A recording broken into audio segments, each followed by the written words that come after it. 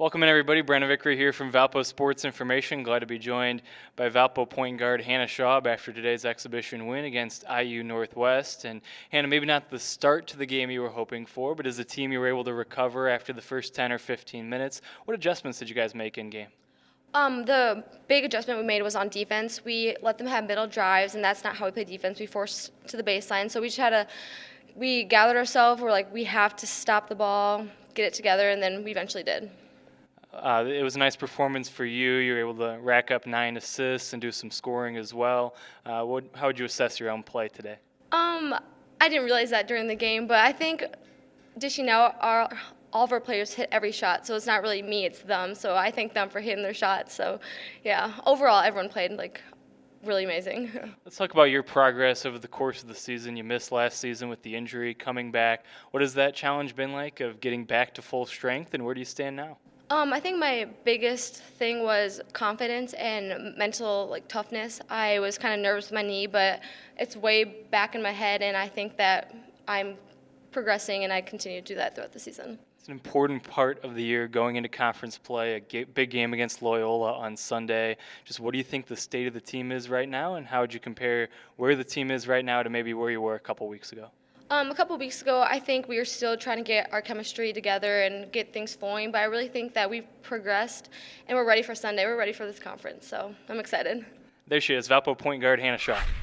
Now glad to be joined by the head coach of Valpo, Mary Evans, as we look back at today's exhibition victory over IU Northwest. And Coach, don't think it was the start to the game you were hoping for, but what adjustments did you make after the first 5 or 10 or 15 minutes that allowed you to pull away? I think our kids just changed their level of effort and focus. I think they came in, we talked about it, and you can talk until you're blue in the face, but sometimes it has to happen for them to understand that team was going to come in and give us our best effort. And anything less than 100% for us puts us in a very bad spot.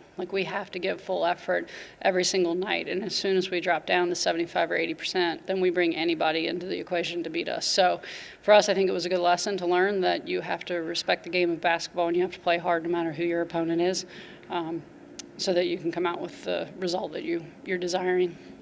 You hit a lot of shots in the second quarter, shot at a high clip, carried over to the third quarter, hit the first 6 or 7 shots. What led to that shooting success in the middle part of the game? I think they were really working well together. I mean, our offense was good. They were screening well. They were moving the basketball. They were sharing the basketball, and they were good shots. And this team is a good shooting team when they shoot open shots. I thought we changed our mindset. I thought we settled in the first quarter for a lot of threes, and I thought we started getting more aggressive in driving the basketball in the second and third and fourth quarters.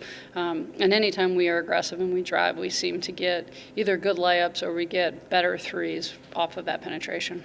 Ella Ellenson, a player who has been a part of your starting lineup now, and she was the leading rebounder today, scored in double figures. What did you see out of her, and what have you seen from her on a whole this season? Ella's continuing to get better, and I think her ceiling is so high. I don't think there's I think it's unlimited, and I think she said something in practice the other day that, wow, that seemed like everything was moving really slow. And I was excited to hear that because I think a couple months ago it was like spinning like a tornado for her. So for her to start to have the game slow down for her, I think she's just going to continue to grow in the system and the way we play.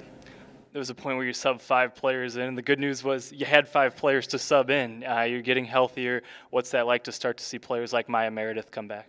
So exciting. We've been able to practice against each other, 5-on-5. We haven't been able to do that for months. And so we'll be hoping to have Allison back as well, and that'll put us at 11. And it just gives you some flexibility to do that. If there's a group of 5 that's not playing well, you can sub 5 for 5 and have a conversation with that group of 5 that wasn't playing well. So it just gives us a little deeper rotation, and it gives us the ability to hold kids more accountable for errors out on the court. So I think that's going to be really positive for us moving forward. Very important game coming up on Sunday, starting conference play against a nearby conference foe. Just kind of looking ahead to the game against Loyola, what do you think some keys will be on Sunday? I think for us, we're going to approach it like any other game. We're going to work really hard. We're going to try to continue to get better. I think for us right now, our biggest focus is rebounding and getting better in that area. I think we've discussed it as a staff and as a group that that's an area that we have to improve on if we want to have any success moving forward in the Missouri Valley. So I think rebounding will be huge because they're a really pretty strong rebounding team. And for us, going out and playing hard and doing things the way Valpo does it is going to be the most important thing. As we mentioned, the game against Loyola on Sunday is the conference opener. It begins at 1 o'clock. You can catch it on ESPN3 or listen to the radio broadcast. All the links available on valpoathletics.com.